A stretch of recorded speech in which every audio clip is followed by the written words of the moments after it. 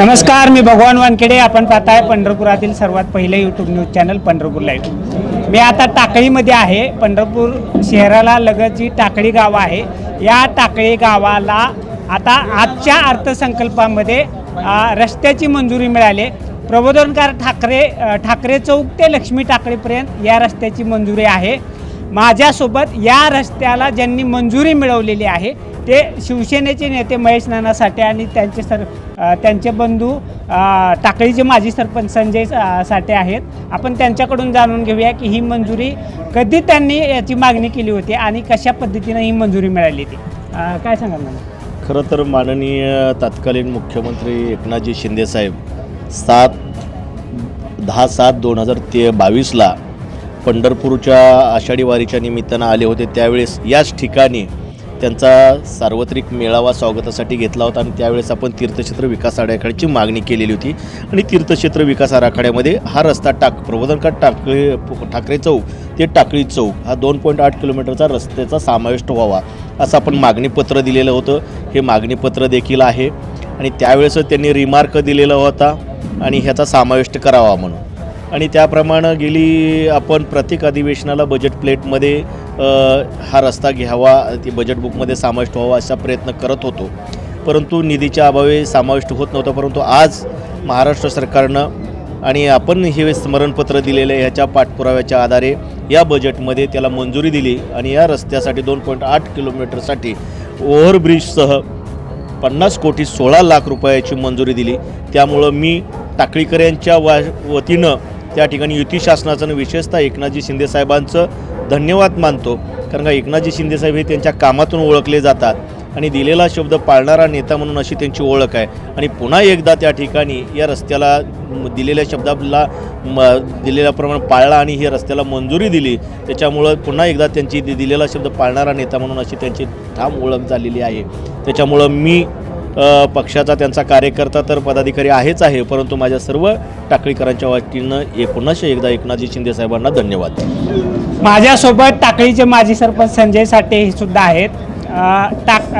आत्ताच्या ज्या स्थानिक स्वराज्य संस्थांच्या निवडणुका झाल्या, या निवडणूक काळामध्ये विशेषतः विरोधकांनी वेगवेगळ्या पद्धतीनं अपप्रचार केलेला होता असा त्यांचा आरोप त्यांनी मागच्या निवडणुकीच्या काळात केलेला होता. आणि आत्ता जरी त्यांनी हरले असले तरी हार के भी जितने वाले को बाजीगर कहते अशा पद्धतीनं त्यांनी हे यश मिळवलेलं आहे. आपण संजय साठे यांच्याकडून जाणून घेऊया की त्यांना टाकळीकरांना आता नेमकं काय आवाहन करायचं. मी तुमच्याद्वारे किंवा आपणाद्वारे ह्या टाकळीकर वासियांना मी आव्हान करेन की महाराष्ट्र राज्याचे तत्कालीन मुख्यमंत्री सन्माननीय एकनाथजी शिंदेसाहेब आणि सध्याचे उपमुख्यमंत्री एकनाथजी शिंदेसाहेब यांनी कामातून उत्तर देणारा नेता म्हणून त्यांची खासियत आहे. आणि आज ते अधोरेखित केलं आणि त्याची प्रत्यक्ष अंमलबजावणी करून आज माझ्या टाकळीकर वासियांना सुवर्ण अक्षराने किंवा सुवर्ण पन्न्यामध्ये सुवर्ण अक्षराने लिहिण्यासारखा दिवस आहे. खरे तर हा टाकळीसाठी दसरा दिवाळी म्हटलं तरी काय वावगं होणार नाही. मी सर्व महायुती सरकारमधील सर्व नेत्यांचे मनापासून आभार आहे. विशेषतः एकनाथजी शिंदेसाहेब मनापासून आभार आहे की आमचे नेते, आमच्या शिवसेनेचे नेते, सोलापूर लोकसंपर्क प्रमुख महेश नाना साठे यांच्या विशेष प्रयत्नातनं आपल्या पंढरपूरसाठी विशेष बाब म्हणून 500 कोटी मंजूर केलेत. त्यातला हा टाकळी रोडसुद्धा आपल्या महेश नाना साठे आणि सन्माननीय एकनाथजी शिंदेसाहेब यांच्या प्रयत्नातून मंजूर झाला.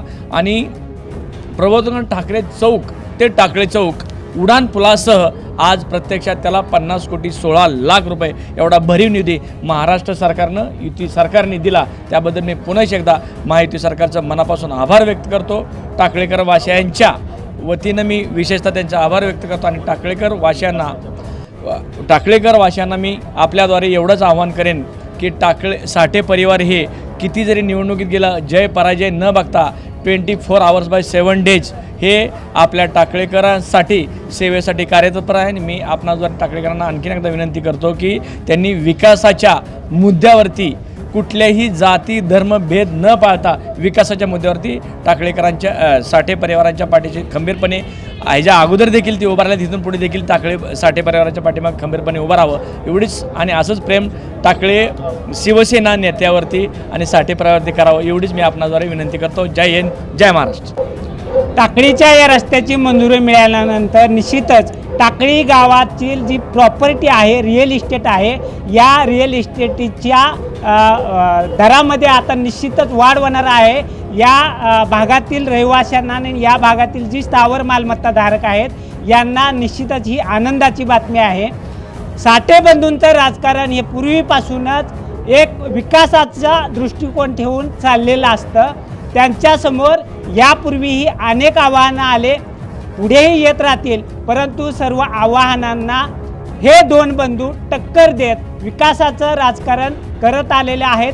त्यांना पंढरपूर लाईव्हच्या वतीनं या ठिकाणी मी शुभेच्छा देतो आणि त्यांच्यासोबतच संपूर्ण टाकळीकरांनाही पंढरपूर लाईव्हच्या वतीनं पुढील विकासासाठी शुभेच्छा देतो. पंढरपूर लाईव्हसाठी भगवान वानखेडे, पंढरपूर.